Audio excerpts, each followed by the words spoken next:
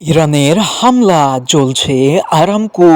মধ্যপ্রাচ্য আবার কি যুদ্ধের দামামা জেগে উঠল?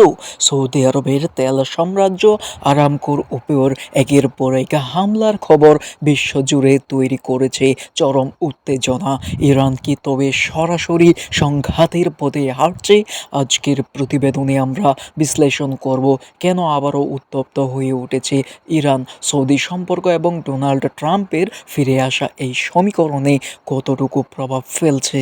সৌদি আরবে রাষ্ট্রীয় তেল কোম্পানি আরামকো, যাকে দেশটির অর্থনীতির মেরুদণ্ড বলা হয়, সাম্প্রতিক এই হামলার পর তেলের বাজারে দেখা দিয়েছে অস্থিরতা। ড্রোন এবং মিসাইল হামলার মাধ্যমে টার্গেট করা হয়েছে গুরুত্বপূর্ণ স্থাপনাগুলোকে।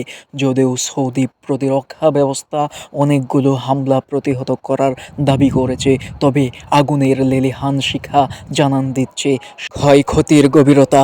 ইরানের পক্ষ থেকে সরাসরি স্বীকারোক্তি না এলেও অভিযোগের আঙ্গুল তেহরানের দিকেই।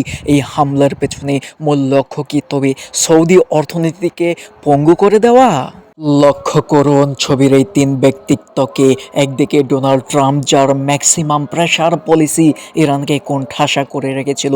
অন্যদিকে সৌদি ক্রাউন প্রিন্স মোহাম্মদ বিন সালমান, যিনি মধ্যপ্রাচ্য নিজের আধিপত্য বজায় রাখতে মরিয়া। আর বিপরীতে ইরানের সর্বোচ্চ নেতা আয়াতুল্লাহ খামেনি। ট্রাম্প পুনরায় ক্ষমতায় আসার পর মধ্যপ্রাচ্য রাজনীতিতে নতুন মেরুকরণ শুরু হয়েছে।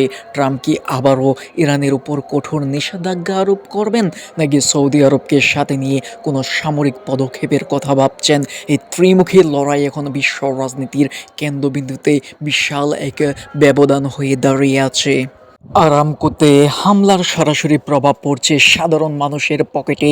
তেলের সরবরাহ বাধাগ্রস্ত হওয়া, বিশ্ববাজারে অপরিশোধিত তেলের দাম আকাশচুম্বী হতে শুরু করেছে।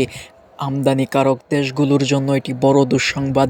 যদি এই সংঘাত দীর্ঘস্থায়ী হয়, তবে বৈশ্বিক অর্থনীতিতে বড় ধরনের মান্দার আশঙ্কা করছেন বিশেষজ্ঞরা। মধ্যপ্রাচ্যের এই অস্থিরতা কি শেষ পর্যন্ত একটি পূর্ণাঙ্গ যুদ্ধের দিকে মোড় নেবে, নাকি আলোচনার টেবিলে মিলবে সমাধান? উত্তর দেবে সময়। তবে আপাতত পাল্টাপাল্টি হুমকিতে থমথমে পুরো আরব অঞ্চল। আন্তর্জাতিক রাজনীতির এমন সব গুরুত্বপূর্ণ আপডেট পেতে আমাদের সাথে থাকুন। সবাইকে ধন্যবাদ।